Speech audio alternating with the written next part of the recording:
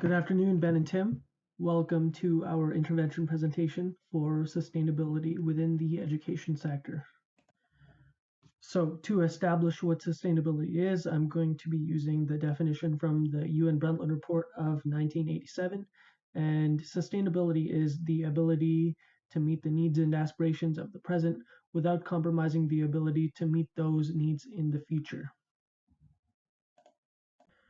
The Sustainable Development Goal we will be focusing in on during this presentation is goal number 4, which is providing quality education. And that is to ensure inclusive and equitable quality education and promote lifelong learning opportunities for all. And specifically within this goal, we will be looking at the objective of building and upgrading education facilities that are child, disability, and gender sensitive and provide safe, nonviolent, inclusive, and effective learning environments for all. Now, just a quick recap of the 3 directions we can take in terms of implementing sustainability within education. We have social, which is the ability to balance the needs of the individual with the needs of the group. We have economic sustainability, which is defining strategies that promote the utilization of socioeconomic resources to their best advantage. And we have environmental sustainability, which is ensuring that processes, systems, and activities reduce the environmental impact of an organization's facilities, products, and operations. Now, initially, we wanted to focus on the social pillar of sustainability with respect to education, as we thought looking into the individual needs of a student, teacher, or parent would lead to a more feasible area of intervention. However, through some primary and secondary research, we uncovered problem areas surrounding fluctuating school populations and infrastructure issues. As a result, we started to look more closely at sustainability within the Edmonton Public School Board through an environmental lens. So here is Edmonton Public School Board's current mission statement. We inspire student success through high-quality learning opportunities supported by meaningful, engaged students, families, staff, and community. So how are they upholding their mission? EPSB currently has 3 priority goals. 1 is fostering growth and success for every student by supporting their journey from early learning through high school completion and beyond. And also number 3, which is enhancing public education through communication, engagement, and partnerships. We decided to look into number 2, which is providing welcoming high-quality learning and working environments. Within this goal, there are 2 smaller goals, which is focusing on well-being and student citizenship, as well as quality infrastructure for all. We decided to look into quality infrastructure for all due to our interviews as well as the sources of research we were able to compile. Quote by Nathan Ip, about 60% of our schools are 50 years old or older. Edmonton currently continues to grow by 3,000 students, about 100 classrooms per year. And here is EPSB's one of the biggest current and future challenges they have is space for students, which is making room for students in growing neighborhoods. Many schools have had to take unusual measures to meet the needs of students, including increasing class sizes and using gyms, stages, and libraries as learning space. Unfortunately, these measures are not realistic long-term solutions for healthy and quality learning. With the demand for more learning spaces as students enroll, EPSB uses portable classrooms to create more room for students to learn in. So what are portable classrooms?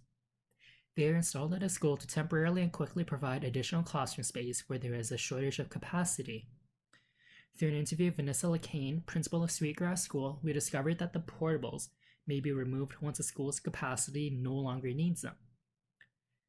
This can be because of the school's opening in the area or lack of students, as well as adding a permanent addition to the school without the need of the portable.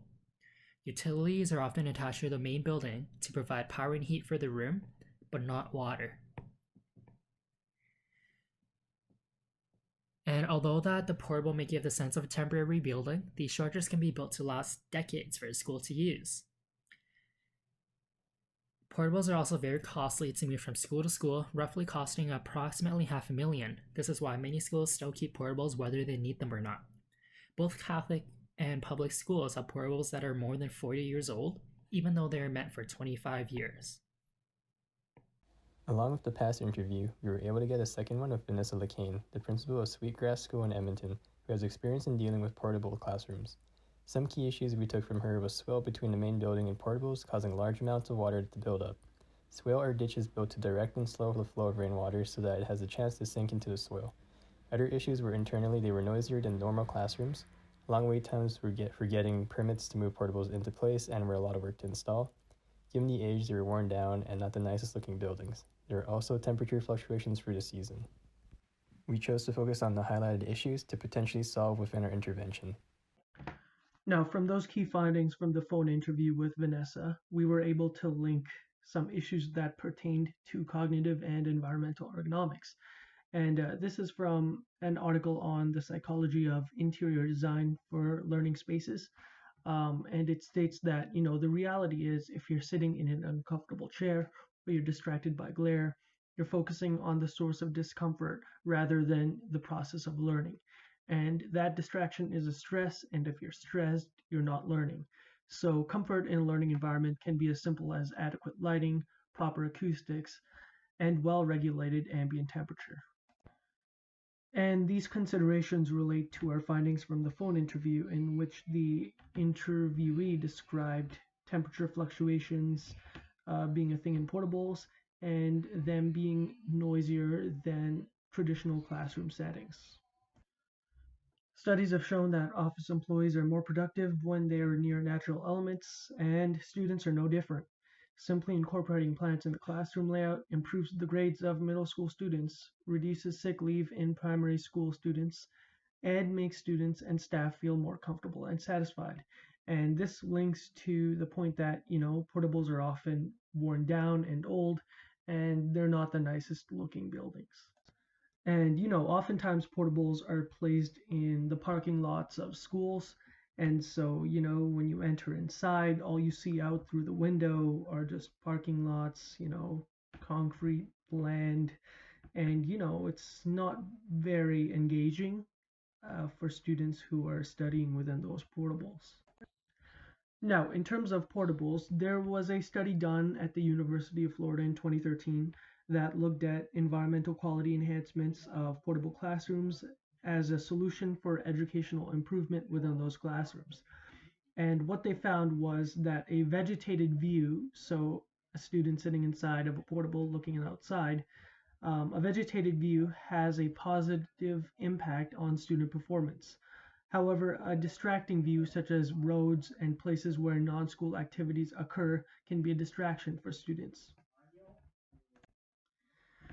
Now, how would a vegetated view possibly improve the learning environment within these portable classrooms?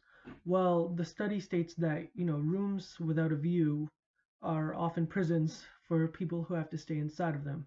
And when people are in a place for any length of time, they need to be able to refresh themselves by looking at a world different from the one they are currently in, and with enough of its own variety and life to provide refreshment. So I guess instead of seeing like the standard, cars in a parking lot all the time, maybe you can see plants with bees and other pollinators circling around them. And again, it's providing that visual interest for students to sort of glance over, get refreshed, and get back to learning. Introducing the drab portable. It's very gray, it's boring, it's in a parking lot. Let's meet our class. We have two grade 4 students we're going to look at. Timmy, who loves playing outside. Sally, who doesn't like the big puddle that gathers outside of the portable. Little Walter in grade 3. He's in the building right now, but next year he's going to be sent to the big scary portable. And Mrs. Fitz, who is the teacher, she likes the portable as she's kind of out there in nature, but she doesn't like being so isolated. There they are in class, and then when recess comes, they get to go outside, but there's the big puddle. It's muddy outside. Kids are falling because it's icy. It is a mess. Little Walter tries going out to the park, and he has to walk around the big, scary monolith of the portable, a big tin box. He's pretty scared he's going to have to be in that thing next year. Doesn't look very fun. And lastly, after a fun recess around a big puddle, fun for some maybe, they're all back in class. So here is our intervention. We call them modular plant pods.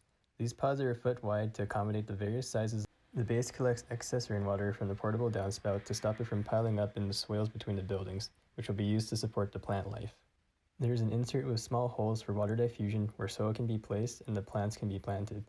A lid can also be put on the top to become the entrance of the portable's downspout. The pods can be connected via a pressure-fit tube and pegs inserted into holes, allowing them to share. So here's an in situ of what a few of these modular plant pods would look like around a portable classroom. We chose sunflowers as they have the potential to reach 5 to 10 feet when grown in full sun, provided adequate moisture and care. Size and shape vary, with bloom size ranging from several inches to a foot or more in diameter.